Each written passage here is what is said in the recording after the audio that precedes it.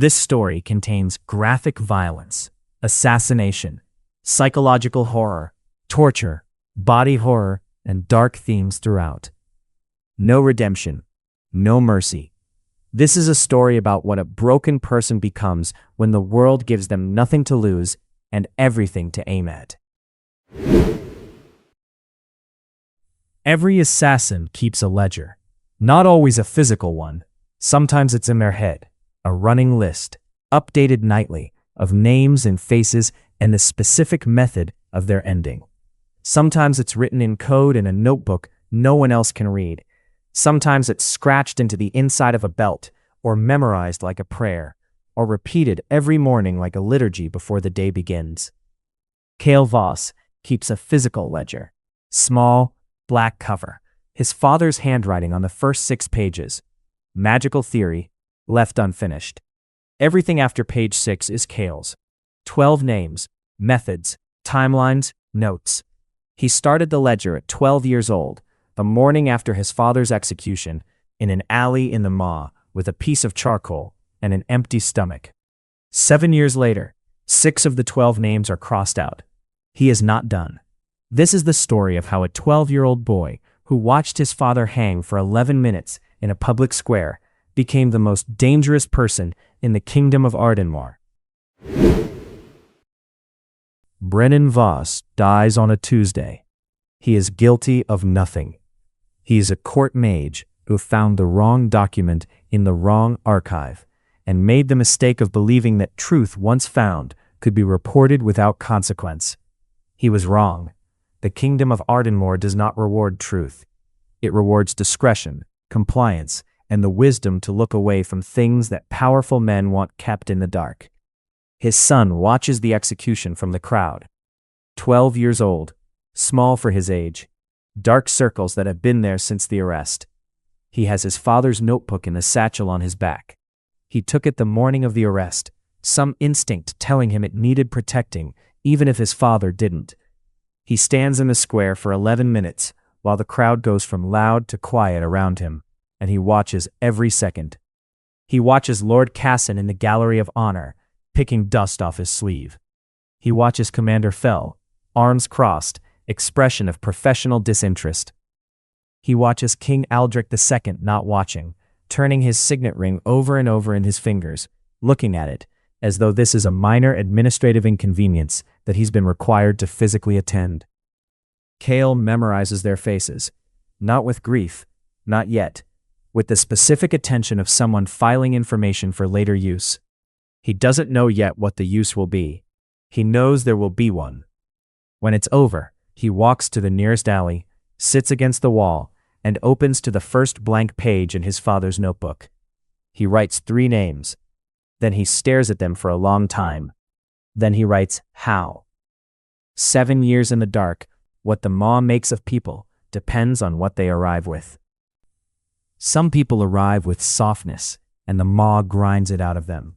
Some people arrive with hardness, and the Ma makes it brittle. Some people arrive with something rarer, a kind of cold, adaptive intelligence that doesn't attach to outcomes, only to information and method, and those people the Ma sharpens. Kael arrives with that third thing. He didn't have it before the execution. Or maybe he did, and the execution was what allowed him to find it. Either way, what emerges from 7 years in the Ma is not a traumatized child. It's not a grief-broken teenager.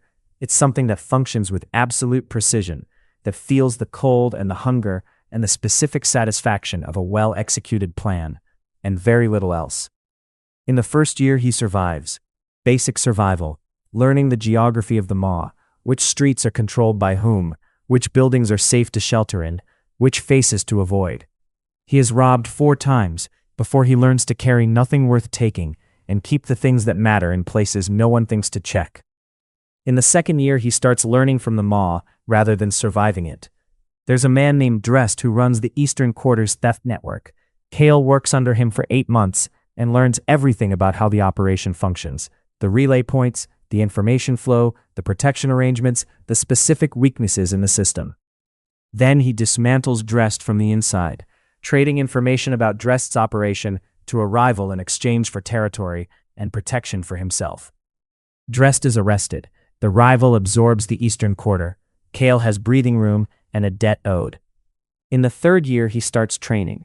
He finds a retired soldier, a man named Korin who lost a hand in a campaign 15 years back and now drinks away his pension in the Ma's worst tavern, and offers him something worth more than coin: information about the man who cheated him out of his military discharge bonus. Kael has this information because he spent 3 weeks in the City Hall Records building, a profile of every veteran in the Ma, because he knew someone with combat knowledge was what he needed next. Korin sobers up enough to be useful for about 2 years.